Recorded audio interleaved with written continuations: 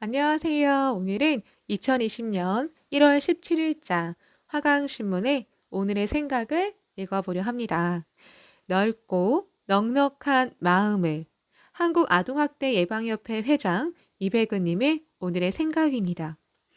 역사에 이름을 남긴 위인들은 용서할 수 없는 실수를 덮어주고 사람들의 속마음을 읽고 그 사람의 입장에서 바꾸어 생각하고 배려하기를 일생 동안 습관처럼 반복했던 평범한 사람들이었다. 알제리가 프랑스로부터 벗어나기 위해 독립운동을 벌이고 있을 때 프랑스의 지성 사르트르는 알제리 독립자금을 모으는 반역 행위에 앞장섰다.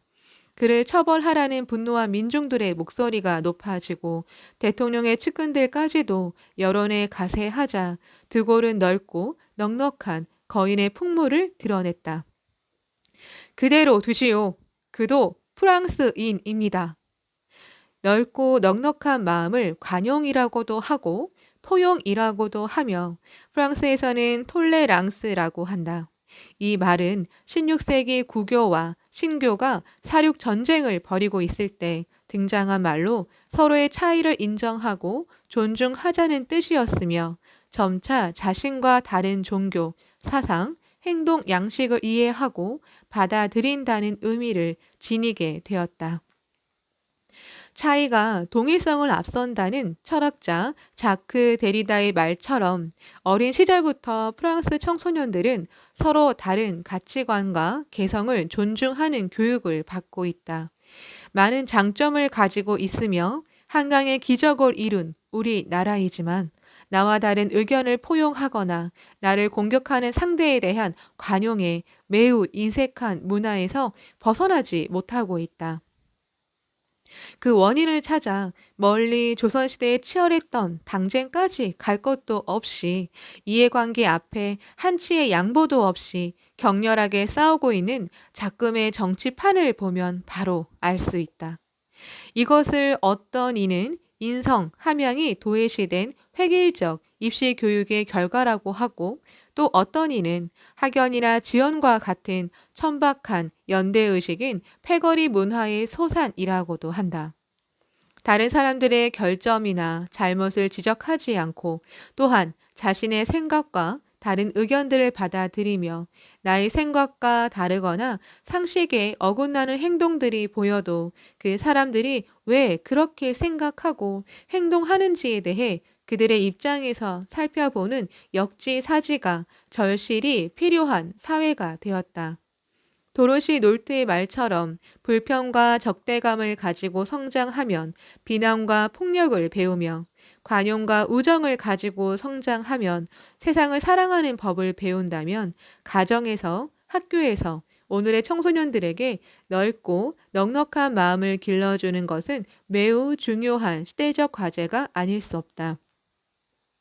케냐 출신의 아버지, 인도네시아인 양 아버지, 그리고 백인인 어머니 사이에서 청소년기의 극심한 정체성의 위기를 극복하고 다양한 인종과 종교와 문화적 다름을 토양으로 삼아 미국 44대 대통령에 올랐던 오바마는 타인에게 너그러우면 협력의 기회가 생기고 반대자를 우호적으로 대하면 더 많은 지지를 얻는다는 넓고 넉넉한 마음을 보여준 보기 드문 지도자였다.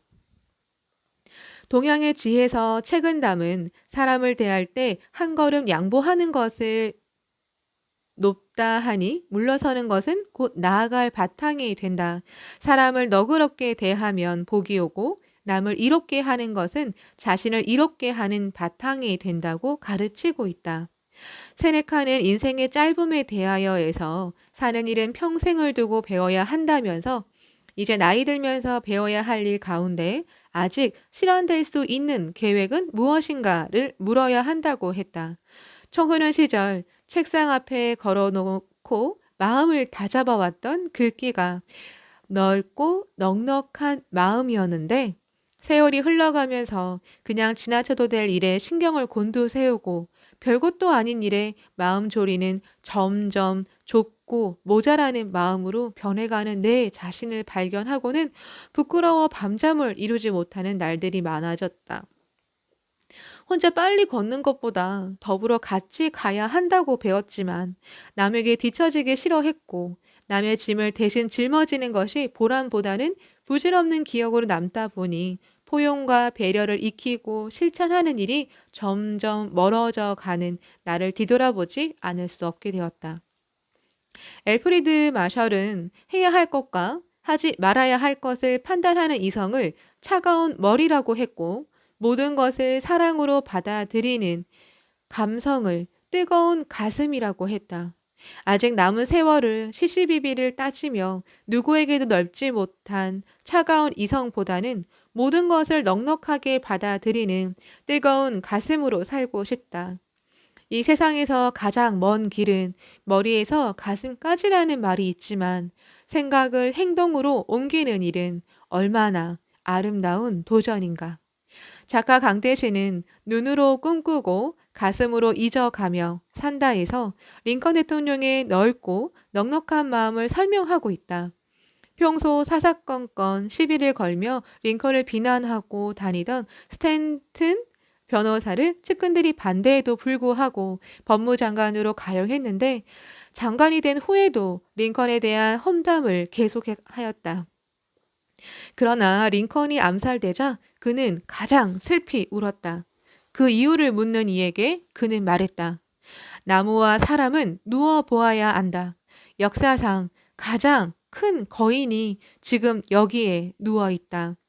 자신의 생각과 다른 의견을 받아들이며 타인의 결점이나 실수를 모질게 지적하기보다는 그가 왜 그런 생각과 행동을 하는지 그의 입장에서 살펴보는 사람을 넓고 넉넉한 마음의 사람이라고도 할 수 있다. 넓고 넉넉한 마음은 한 사람 한 사람을 소중히 여기며 존중하는 마음에서 비롯된다. 존중하는 사람에게는 함부로 화를 내거나 그의 실수를 책하지 않으며 오히려 실수를 만회할 수 있는 기회를 주며 격려한다. 공자는 제자에게 공손하면 모욕을 당하지 않으며 관대하면 사람을 모을 수 있다 하여 공손과 포용을 리더의 중요한 덕목으로 가르쳤다. 역사에 이름을 남긴 위인들은 참을 수 없는 것을 참고 용서할 수 없는 실수를 덮어주고 사람들의 속마음을 읽고 그 사람의 입장에서 바꾸어 생각하고 배려하기를 일생 동안 습관처럼 반복했던 평범한 사람들이었다. 지금 우리는 가정에서 교육 현장에서 그런 넓고 넉넉한 청소년들을 길러내야 한다. 감사합니다.